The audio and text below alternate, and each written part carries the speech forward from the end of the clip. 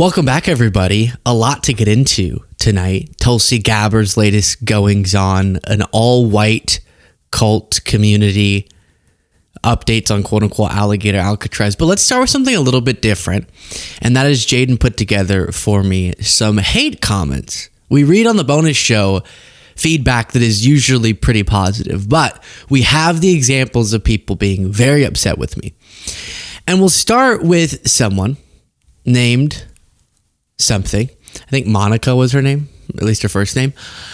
And she left a voicemail of some sort, audio message, and was not happy with me. So you can take that down because her name does pop up. I'm not going to reveal her full name, but let's listen to what Monica has to say to me. That didn't click play. There we go. Hi, Luke, Paisley. This is blah, blah, blah, blah, blah, blah, blee, blee, blee, blee, blee. I can't understand you. I listen to you, but each time I would like to kick you in the ass, or maybe better in the balls. So I'm from Italy, and I don't know if better in the balls, but definitely more effective. My ass is very, very strong. So I don't know if you could take me down that way, but definitely yes. But each time I would like to kick you in the ass, or maybe better in the balls. So I'm from Italy, and I'm connected. I used to be connected in the 80s with Trump. Okay, he is what he is. But, he has to clean up a 16 years of mess. Do you understand that? Why don't you just help him and start criticizing him constantly? Du bist lächerlich. Okay. So that's something. It's so funny. I bet you, the joke I always make is the people who will leave the most angry voicemails or will write in the most threatening things are usually people with very kind descriptions in their bio. It's like live, laugh, love. That joke has been made by a lot of people in the biz. Jesus loves everyone. And it's like, I'd like to kick you in the balls. So it's just a weird juxtaposition there. I honestly, it doesn't get under my skin because I just get that's the nature of, you have an audience and then some people will not like it, especially if you're criticizing Trump a lot as I do. But I feel like if you watch the show, the thing I always go back to is I don't feel like the way that I explain stuff, maybe the way we title things, but that's just life, that's YouTube. But how I explain things, it doesn't make sense to me that your reaction would be, I just want to hurt him. I want him to suffer. But I think I reviewed some of our experiences in negative feedback better in the live show that we had where I spoke. And this was me outlining some of those fascinating experiences. Now let me address MAGA for a second. Dear MAGA, listen. I know you don't seem to love me. Doing this job has led to me receiving some of the strangest messages you could imagine. Threats using words I didn't know existed. Threats using slurs I didn't know existed. Messages that are supposed to be threatening, but they read more like some sort of sex fantasy. God, I hate you. I just want to spank you. Comments about the speculative characteristics of different parts of my body, especially one part. So big is what they'll say. They'll say that to me. Messages that call me stupid, but then have like 3 grammatical errors. Come on. Messages that threaten to curb stomp me from an old lady with live, laugh, love in their bio. And most iconically, this is a real image that someone sent us who hated me. A MAGA was trying to insult me with this. Biden doing unthinkable, okay, take it down.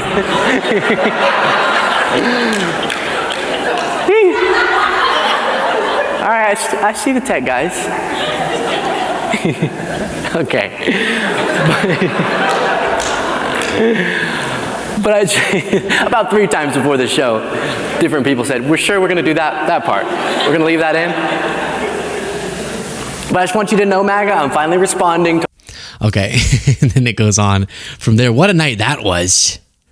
I do appreciate when they deploy the graphics and the photoshopping skills. At least, unlike this message, at least there's effort put into it, right? With that Biden humping me image somebody created, which is an all-timer, which is why we bring it up a lot. Okay, so then we went over this at some point. I can't remember, maybe on the bonus show, but Luke, you need a ass K. Luke, you need a ass kicked. Right? Always fun. And then when the media lies constantly, somebody says with the initial D, when the media lies constantly about him, they deserve everything they get. Reporting the news is a privilege, not a right. He never tried to block the election. He questioned it, and that's his constitutional right. Learn the difference between a insurrection and a riot, fresh out of high schooler. There's really not even a single period, not even one, in this message to my point in the speech. Come on, if you're gonna criticize, you gotta at least be strong with the punctuation. But I guess they're mad at me taking issue with Trump targeting media outlets he doesn't like, and they're saying that's fine because the media is so dishonest, which is not really how the First Amendment protections are supposed to work. But going back to the voice message that was left, and it comes up a lot where people will go, why do you insist on criticizing him so much? He's just trying to save the country. Why won't you just join him? If you just joined him, we could all save the country together. And it's weird because obviously I don't agree with that. So that argument's strange, because if I also agreed with you that he's just trying to do what's best for America, then I would join him. I just don't think that's what he's doing. And we can disagree on that, but it doesn't make much sense to go, why don't you just join him? We obviously both agree that he's a... No, we don't. That's the problem. There was one that was really thoughtfully written. It's just G-A-Y-Y-Y-Y-Y-Y-Y. I lost track. A bunch of Y's and then U. So I guess gay you. Good. To keep our country gay, Pippin. Then someone said, how are you a political commentator? I have a full-time job and I know more about the history of Ukraine conflict than you. The left is supposed to be anti-war. This is why I and millions of others left you retarded children. You're a moron who has been lied into another war. Shut the F up, you gay effing gullible idiot. Go fight in Ukraine if you care that much, weak bitch.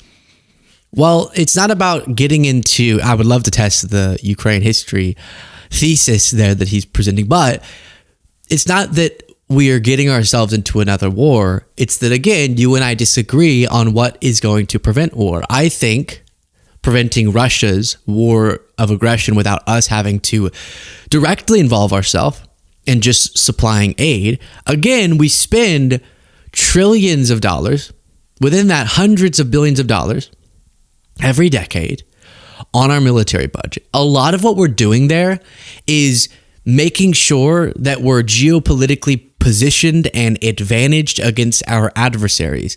And so you are never taking issue with that. Who do you think one of our major military adversaries is? It's Russia. And as we spend more than we'll ever get close to even thinking about spending in aid to Ukraine on all of those initiatives that are sometimes explicitly in the interest of staying advantage militarily, geopolitically, all in our national interest against Russia specifically, you don't have any problem with that.